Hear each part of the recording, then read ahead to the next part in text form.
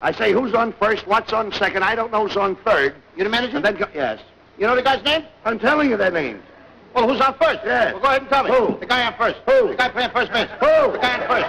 Who is on first? What are you asking me for? I'm asking you. I'm not asking you, I'm telling you. You ain't telling me nothing. I'm asking you who's on first. That's it. Well, go ahead and tell me. Who? The guy on first base. That's his name. That's whose name? Yes. Well, go ahead and tell me. That's the man's name. That's whose name? Yes. Well, go ahead and tell me. Who is on first? What are you asking me for? As we discuss how to read the Bible, we think back to the last video that I showed that I entitled Christian Stereotypes. The reason that this topic reaches back to that one is because often those people that we first think of when we think of Christians on TV and whatnot are often the people who are misquoting Scripture. And the reason that they seem so weird is either because, one, they don't know what they're talking about, or two, they're just not relevant in the way that they present what they believe to be truth. Now, I do want to go ahead and say that these are the minority representation of what Christians are like, but because they are the most vocal, it can seem that that's just the way that we are. The hope is that that would not be the case, and one of the ways that hopefully it is achieved not to be that way is to read the Bible correctly. Now, this is something that Christians and non-Christians do, is read the Bible inappropriately.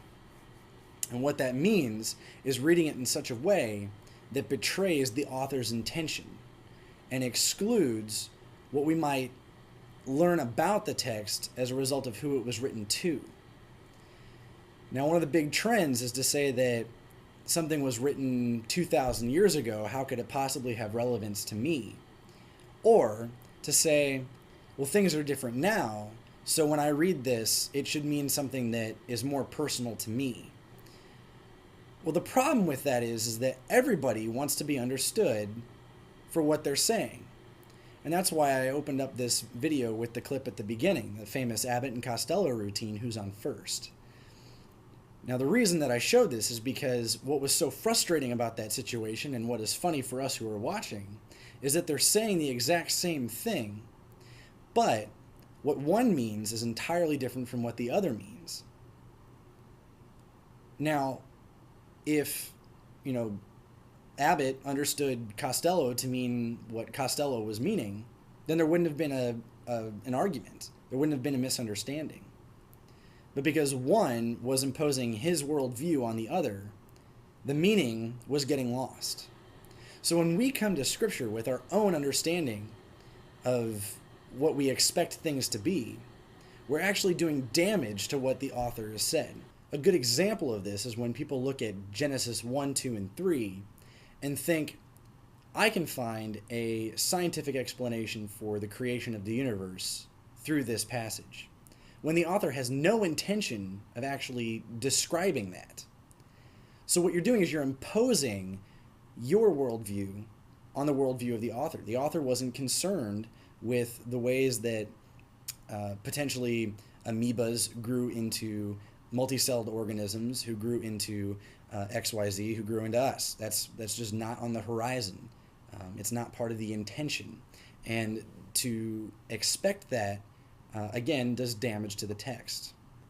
So basically this video is simply an appeal to anyone, Christian or non-Christian, that when you look at Scripture, when you look at the Christian Bible, please understand that the appropriate way to read it, regardless of what era of epistemological thought you're in, if you are in a modern setting or a postmodern setting, for more on that, look at my previous videos, it doesn't matter, because everyone wants to be understood for what they're saying. So please understand the New Testament and the Old Testament authors for what they are saying. Otherwise, you'll wind up like these guys. If I throw the ball to first base, somebody's got to get the ball. Now, who's got it? Naturally. Who? Naturally. Naturally? Naturally. So I pick up the ball and I throw it to Naturally. No. He gets the ball.